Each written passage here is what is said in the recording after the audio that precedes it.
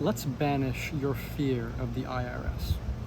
In this video, I want to give you practical frameworks where, if you're under the IRS thumb currently and you're considering what's the best way to just get out of the system and stop paying taxes at all, then I want to give you the right tools in order to view the IRS in context. Because I have a lot of people who come to this work and they're just shivering in their boots about the IRS and what if they get thrown in chains and what if they do something wrong. And really, when you have God, there's nothing to be afraid of, ultimately. So the first thing I want to start off with is last week I had a guy who ended up doing the trust and he was very excited for it. He had all these properties and all these different things he was doing with his mission.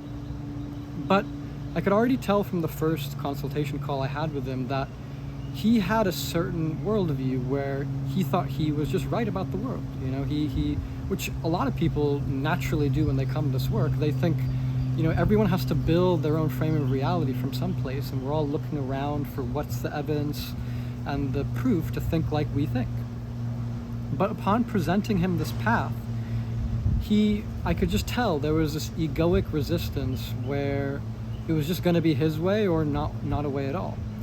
And after doing the trust, he just, his ego couldn't handle it, and he freaked out and basically and ended up threatening to call the IRS on me. And so right then and there, I knew he was just one of these war demons that was never going to do this, and that's fine. But it was just interesting because even his threat, not only was I not afraid of it, I just laughed, and I felt sorry for him, really, because what it showed was, after the conversations I've had and after all the information I put out and all the information Liberty Aid Academy puts out, he still thinks that someone like me would actually fear the IRS. Dude, who do you think you're talking to at this point? It's clearly my breath was wasted. So, the IRS is nothing to be afraid of when you have your life and your assets structured in the correct way. Right now, my person, Martin Goman, even if the IRS took a look at my name and my social security number, guess what? I don't have a single bank account that's open. I don't have any assets in my name. I don't make any money in my name. I don't own anything. I'm the equivalent of the homeless guy on the street. So what beef can I even possibly have with the IRS? I make no money and do no business inside U.S. jurisdiction, basically. Now, yes, I'm the trustee of different trusts, but for the IRS to come after those assets, they now have to start going through trust law. And if they start to break open my trust, guess what? They're going to have to break open the trusts of every elite in this country, which will never happen. Because the whole IRS code itself was formed around the rules that we use for the Bulletproof Trust. And if you want to learn more about that, jump into the community. But, I just have not even a footprint at this point in their jurisdiction. I haven't for many, many years. Many, many years. And so, what would be the issue that the IRS could possibly have with me? The answer is none. And if the guy was trying to go after the actual trust itself, well, guess what? This trust has been around for well over a decade, even before I was using it, as far as when, John McCaig put this out there. And it's based on laws that has been around since the Matrix even began. So what's there to threaten at that point? And certain people, again, their ego doesn't let them believe this is the path. It doesn't want to let them believe it's possible. They'd rather believe the public agents and the lawyers and the CPAs and whatever, all the naysayers. But there's just such an abundance of proof at this point, and it's been working so long, just flawlessly every single time, that for those who choose to look at that, then great. There's a path, a potential path there for you. And for everyone else, look, there's plenty of other ways to do things, clearly, and most of them involve lawyers and accountants and filing every year and going through that whole song and dance. But, if you want to start looking at a way where you cannot be afraid anymore, then that's what this path is. And, it kind of gets me thinking of the story of Matthew from the Bible, which is actually my favorite book. And partly because I relate to Matthew's story in a significant way. Matthew was this tax collector, supposedly, who saw Jesus Christ and then instantly just followed him, instantly knew that that guy over there, what he's saying is the way, so I need to follow him and go do that. And in a similar, very similar way, as soon as I found this work, like almost immediately, I went as deep down the rabbit hole as I could, because it was such a jarring, contrast to everything I'd seen before, using accountants and lawyers. And I was an agent in the financial services world. I was an insurance broker, and I was working on a wealth management team, and we were moving like large amounts of money into these policies, cash value policies, to protect them for just long-term wealth planning. And trusts were initially an inherent part of that strategy. And so once I found this particular bulletproof trust that we use, instantly it just changed my worldview, and I knew that this was the way. This was absolutely the way. And I knew that, up until this point I was being lied to, but I didn't know why. I didn't know the nuts and bolts of it. And once I started doing this, it became abundantly clear, a lot of those factors within that. And so one of the particularly interesting stories or aspects about the story of Matthew that also is sort of an interesting psychological thing to ponder for everyone who's listening to this, is back in this time, when Jesus Christ was around, in that age, that happened, supposedly, there was an actual role of a guy that was a tax collector that would go around and physically ask people, like, hey, can you pay your taxes? Like, give it to me.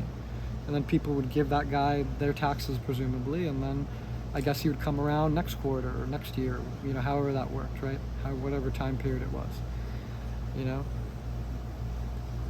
But when you look at the psychology, right, of that time period, why didn't people just send in their taxes to the Roman government? I mean, we know Rome, wherever period you are, we know they were like way harsher at the time, probably. Like, if you didn't pay your taxes, you probably got killed, realistically. And probably they would send some soldiers to your house and do something horrible, like to your business, whatever, extort you.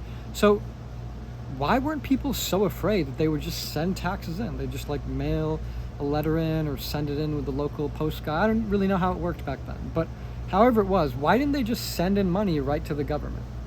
Why did they need an actual guy named Matthew and other people who would go around collecting taxes? Because the contrast to that is, in the modern day, people fear the IRS so much that they just send it in every year. They just file their forms. And it's a lot of work to send in money. Like, not only do they give up their hard-earned money, but they work really hard to think about the exact way they're going to do it. They fill out all these different forms. They usually have a team to do it, where they pay like multiple people to help them. And then after all that, they voluntarily send in the money without even needing anyone to remind them, or without even needing anyone to come by their house and collect it or threaten them or anything. They just voluntarily send it.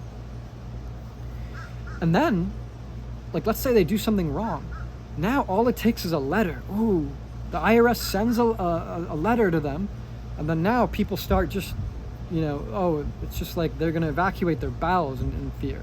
Now, oh my God, this entity sent a letter, so now I need to just get my shit in line, and I need to, fill out whatever I need to do, and I need to just mail them a check, whatever it is I owe them. I'm just going to mail it in. They sent a letter to me. So this state of fear that everyone's living in nowadays, I mean, either it's human nature has changed massively since when Jesus Christ was around, or this time period and this age way long ago never happened, because people are clearly in such a state of tension and fear at all times. You can walk around the street and see in their eyes people generally that are just fearful all the time.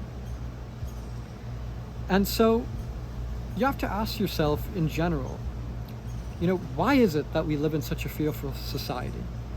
And is this fear rational, or is it based on the constructed fabrications of the Matrix? And when you start to ask yourself, why am I even afraid of the IRS? It's usually influences around you. It's usually family members, it's your accountant or lawyer, all the public agents who will say, hey, make sure you consult your CPA, and make sure you consult your lawyer, and make sure you do this, and make sure you do this, stay compliant. Okay, I get it. We don't want to you know, bring the IRS down on us. But, the next thing is do you actually know anyone who's been to jail for tax fraud or evasion of the IRS in some way? Vast majority of people, the answer is no. They've heard of it, but they haven't actually seen tangible proof of that.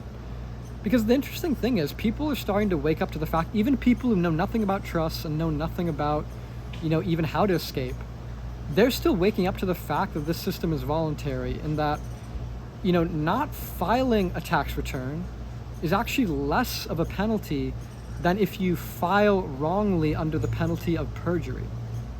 That's another interesting thing. You're actually at less a risk of being thrown in jail if you didn't file at all than if you file and if you try to evade and then, you evade a large amount of money and then somehow you get sent to jail. Because even most of the time, it's usually the letter that comes first. It's usually the threats that come first. They don't just, clap you in irons and send you to jail. There's usually a way that you can respond and say, okay, well, at least I'll pay what I owe now, or, something like that, what you owe. But in general, it doesn't even get to that point. People are just so scared that they send in too much money and they're just such a slave that, when they get money back, they're like, oh my God, yes, I got my tax return back. And they're just extremely happy about it. But all that means is that you sent in way more money than you even needed to. And you gave them, the government, a nice loan, including all the other, slaves who give them loans, and including all the other countries and all the other black ops, BS that's going on. The government is getting money from plenty of places, including printing their own money. So why do you want to give them a loan in addition to that to finance, all the crazy bullshit that they're doing? Is that really your priority in life, to just give the government interest-free loans? Well, for many people it is. But for those who don't want to do that, we have to start to look, where's that fear come from? And it's from around you, it's just from all these aspects of the matrix. They use all these influencers that pull the strings and supposedly go to jail, and then all these people around you in your own life. And so that automatically starts putting you into a state of fear. And ultimately, being afraid is the absence of God. Because truly, I know there's a lot of stuff in the Old Testament, it's all fear-based, but when we look at what Jesus Christ actually did, that's who I want to follow. I want to follow someone who's proven something. And Christ is the one who, even that term, Christ consciousness, it means you understand this reality perfectly as it is. And when you understand perfectly, what's there to fear? There's a dark side. Absolutely. There's a lot of dark shit that goes on here. And that there's the light, there's God. So that duality is very clear. But that's nothing to be afraid of once you understand it. And so really, part of how we banish this fear of the IRS, at a basic level, it's going to start with education. Do the same things that I did. Get stuff out of your person so you have nothing that the IRS can target. And then what do you have to be afraid of? You have nothing to take. You don't make anything, ideally. So then that already, and once you start to understand those processes, once you've done them yourself, once you've seen many other people who've done them, there's a whole rabbit hole of proof if you join our community. And so that education and that understanding puts you in a frequency where because you understand this reality better, your fear just starts to evaporate. And, it's also an understanding of what's the worst the IRS is going to do to you. Same thing. When you're educated on how the IRS really works, they're a debt collection agency. So they're just, one of the hit squads for the government. They're their own trust, really, that works under the sub-trust of the government. And then they go after the lowest hanging fruit first. And now, they're using their AI and they're using their army of, slaves in their building. But it's if you prove to them that you have knowledge where you're not under their jurisdiction, but you know how to enforce that as well. You have the education to enforce that. It's not just signing the right document, that's the right irrevocable trust and then getting out. It's the education of how to enforce that. And so once you have all that, your fear just evaporates because you just know better. And you learn from others too, like myself, but there's many other trustees in my community and at Liberty Aid Academy who know this and who are proving it and enforcing that every day. And finally, the last note, which is really a very simple note that I want to end on, is you banish this fear simply by having faith. You know, have faith in God, have faith in Jesus Christ. And once you do, God protects you, truly. You know, if you really believe that God loves you, why wouldn't there be a way to escape fear and escape even the monotonous things like taxes? There should be a way. And guess what? There is. There's many people that are proving that. And so if you are someone who trusts God and have faith in God, then instead of looking outwards at all the fear-based sources, instead of looking at your screen and seeing the fear part of that, because obviously you're finding me on a screen, which I think is great. There are light parts in the darkness. There are missionaries out there that are doing great work, but there's not many of them.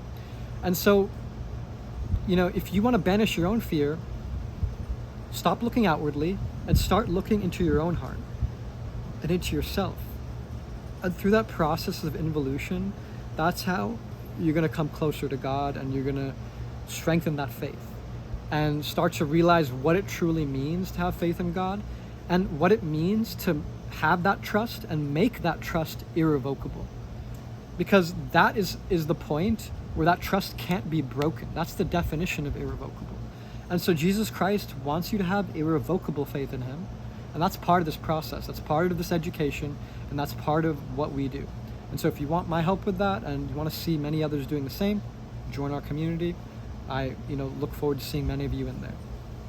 And for the rest of you, start to contemplate, your own way that you're going to banish this fear. Because, the matrix runs on fear.